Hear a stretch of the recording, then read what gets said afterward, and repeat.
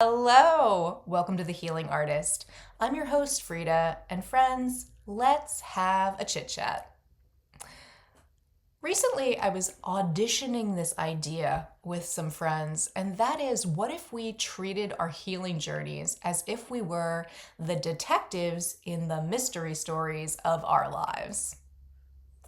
Sometimes I feel like I have this iron grip on my healing journey in such a fashion where I want to almost go into the center of it and destroy it. I want to attack it. I want to treat it almost as if it's a battlefield or a war.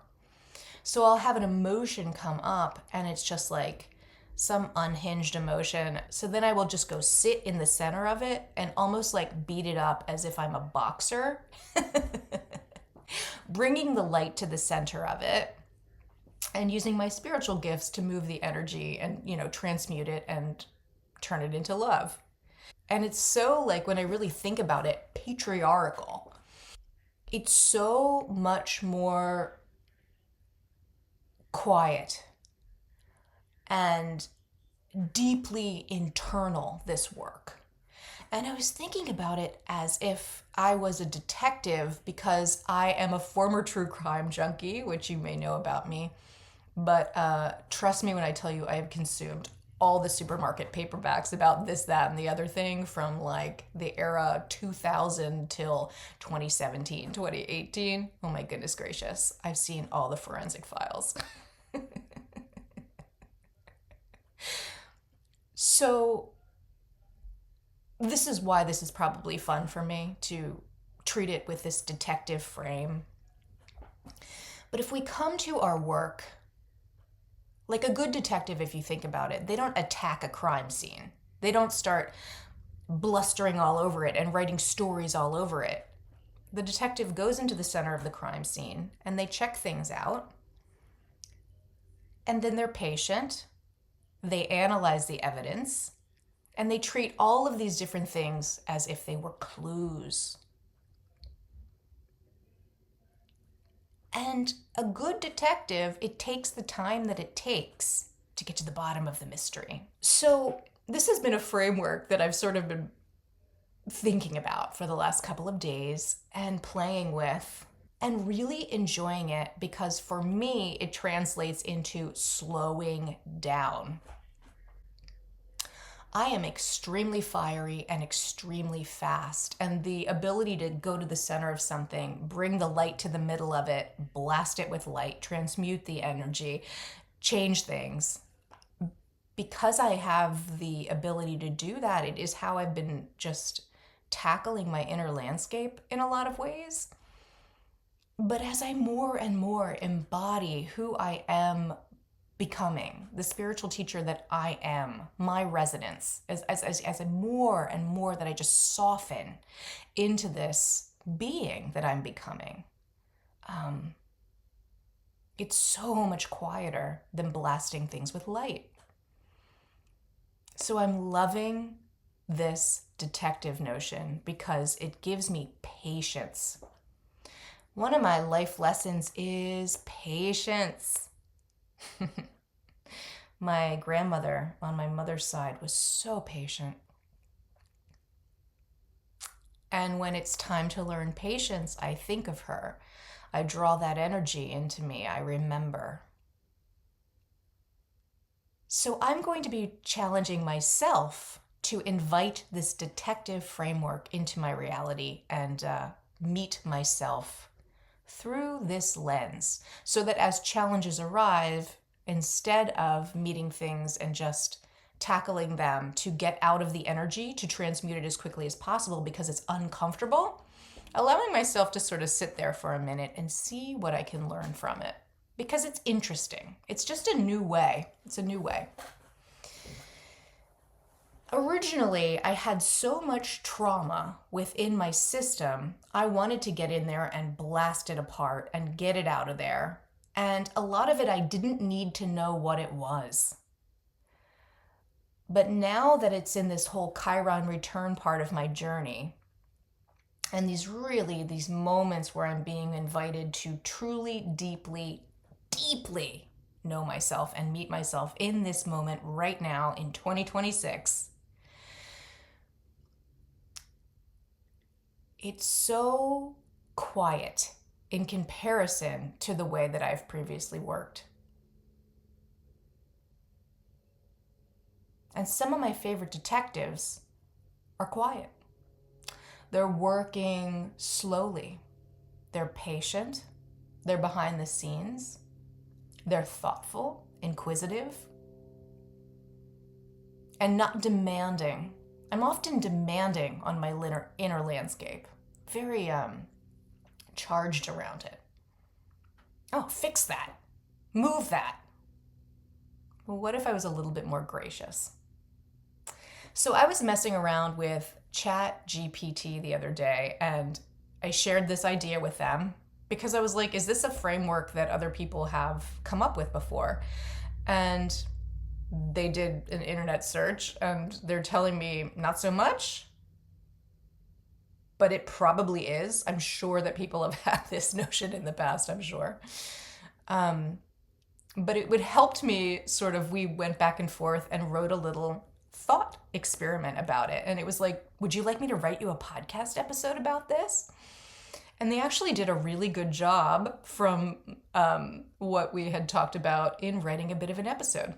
So I wanted to share that with you, but I also want to tell you that it's not me riffing and that this is me and the AI working together to create it. And I think it's going to be kind of obvious because it's a lot more structured than I normally talk. I just speak extemporaneously. And it's so fun because I listen to myself read back through this and I recognize the fact that a lot of podcasts probably are using AI to help write their scripts, and then the people are just delivering the information. And that doesn't exactly resonate with me. So I wanted to tell you what I was doing. We're going to do a little share with the AI, and I hope you enjoy. So I want you to close your eyes, if you're able to, and just imagine this. You are the detective of your own inner life. And every reaction that you have, every moment you get triggered, every time that something feels bigger than it should feel, that's not a problem, it's a clue. See, most of us have been trained to respond to our emotions like they are crimes. Why am I like this? This is bad. I shouldn't feel this way. We go straight to judgment and straight to shutting down. But a good detective doesn't walk into a scene and start blaming the evidence. A good detective is going to get curious about the crime scene. They're going to slow down, they're going to look around, and they're going to ask questions. So what if instead of saying, why am I overreacting, you ask, what is this pointing to? What if your reoccurring pattern of your life isn't you being broken, but it's actually a case file that hasn't been fully understood yet? I hope you guys are enjoying this because I really am. Because here's the truth. Your inner world is consistently communicating with you, but it doesn't speak in perfect, polished language.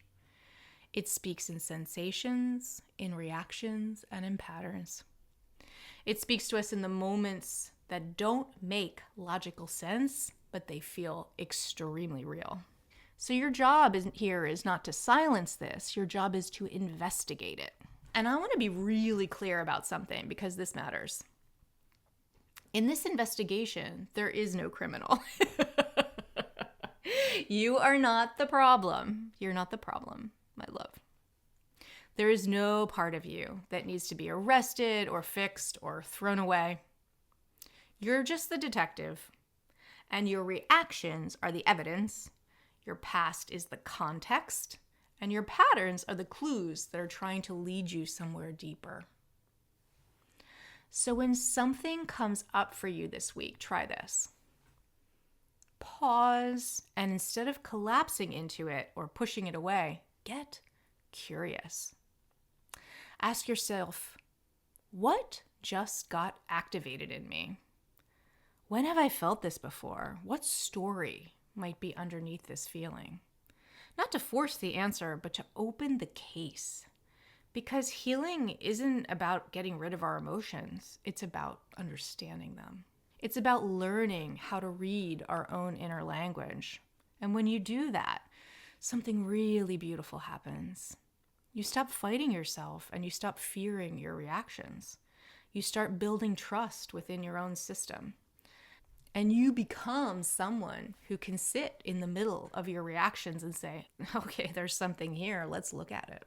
And that's power, not control, not perfection, but presence with curiosity. So this week, my invitation to you is simple. I want you to stop judging your reactions and I want you to start investigating them. Fun. So I recorded that the other day. I hope you enjoyed it. I did. I think it's lovely. I'm very into it. And now I wanted to sort of just talk about this clues notion in sort of what's happening inside of me and just like honoring where I'm at with my journey. And you can see if you're watching on YouTube, I'm still in my bedroom. So I'm having a podcast studio built, and it's not just a podcast recording area, it's like a podcast recording area and some storage, which is exciting, and a loft bed for guests. Or if my husband or I get sick or something, we need to have a spare bedroom area. And we both have offices. So he just has a bed in his office right now. And we would like to gain him some more space so that he can really set it up and utilize it. And my office area where I do my work, it has a really high ceilings and has the ability to have a loft built into it. So I came up with these great plans maybe like 6 months ago or so of like a loft bed, a podcast studio, and this like steps that had storage bins that were like in them. And we were looking for a contractor, and then someone came into our lives where we thought, okay, this is going to be a good fit. So I am all about communication. I want clear, open communication. And I have worked with probably over the years in the different houses that we've had, probably like at least at this point, like 50 different contractors, construction workers, plumbers, electricians, roofers, the gamut. I've worked with the city. I have been involved in so many housing project style situations. I know handymen. When you're welcoming any tradesperson into your home to do anything, I've never had a situation where there wasn't some kind of fuckery of some sort. Maybe every once in a blue moon it turns out great and I'm like, hallelujah. But like for the most part, it's usually there's something. There just is. So this is interesting, but every construction worker, every contractor, every person, salesmen selling windows, window installers, floor people redoing the floors, all that, everybody, roofers, contractors, all of it, they've all been men.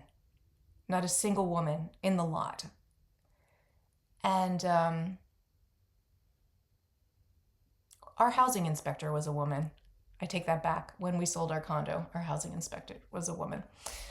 Outside of her, everyone we've ever dealt with has been a dude.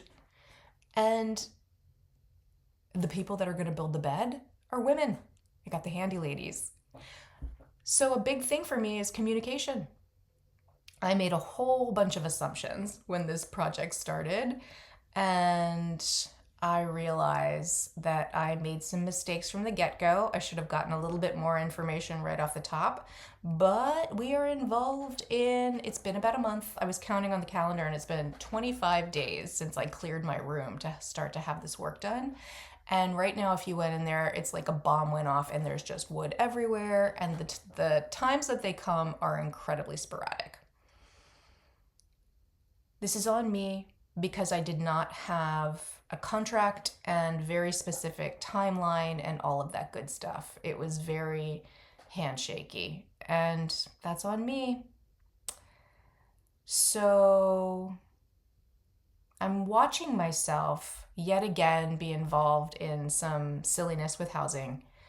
And I'm watching myself, instead of being really, really, really angry, it's actually funny to me. The lesson is coming and it's laughable. So the way I would have treated it in the past I would be enraged and hard done by and angry, and I would definitely be in victim consciousness around this entire thing. Well, that's not coming up at all this time. I'm finding it laughable. And now I'm just trying to work on the communication element of it and just trying to have clear communication back and forth. And it is the most delightful thing that the universe is giving me, because I will text them and very direct questions, and their texts that return are 3 paragraphs long, and I have to muddle through all of what's coming through, and it's almost just word vomit. So there's some stuff with communication here. So now, if we're treating this like a detective story, can I be soft and quiet with this entire experience and just get really clear with my communication and keep asking just very direct questions over and over? Can I keep coming back to the direct question, even though what comes back is what I would call word vomit? So something that was so important to me was that I had someone do the project that spoke English, because a lot of the times one of our main obstacles is language communication. And the universe gave me English-speaking women with terrible communication skills.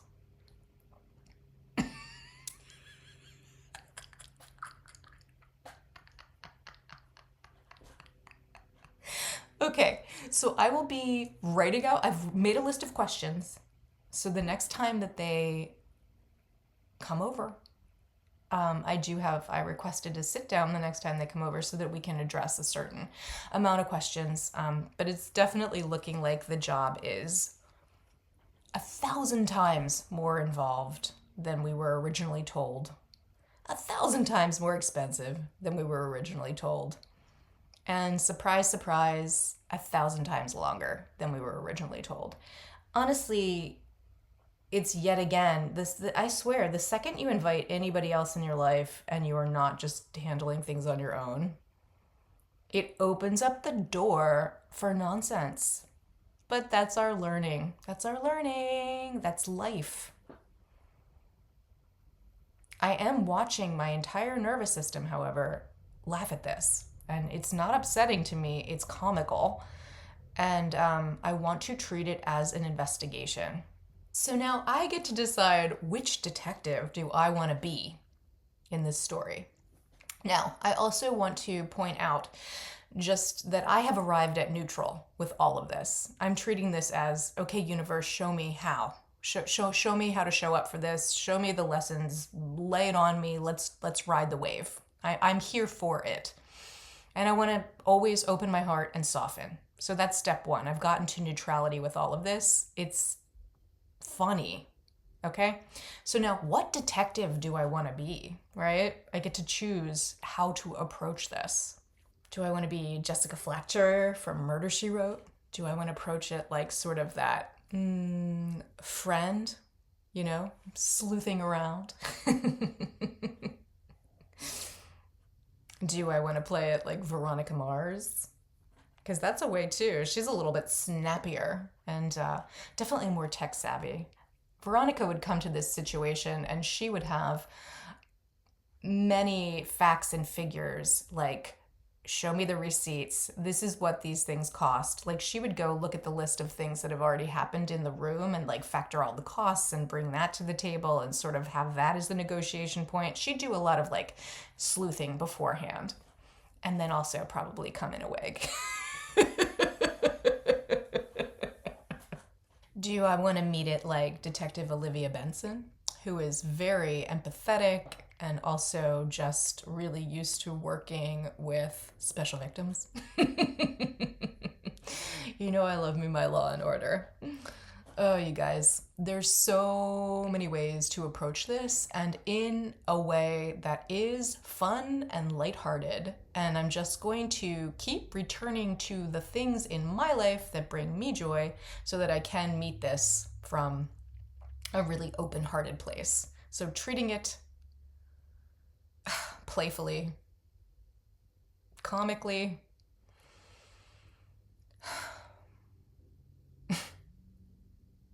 yeah, it's but just also just like celebrating myself and the amount of energy that I've shifted in my life, because in the past this would have had me on the floor.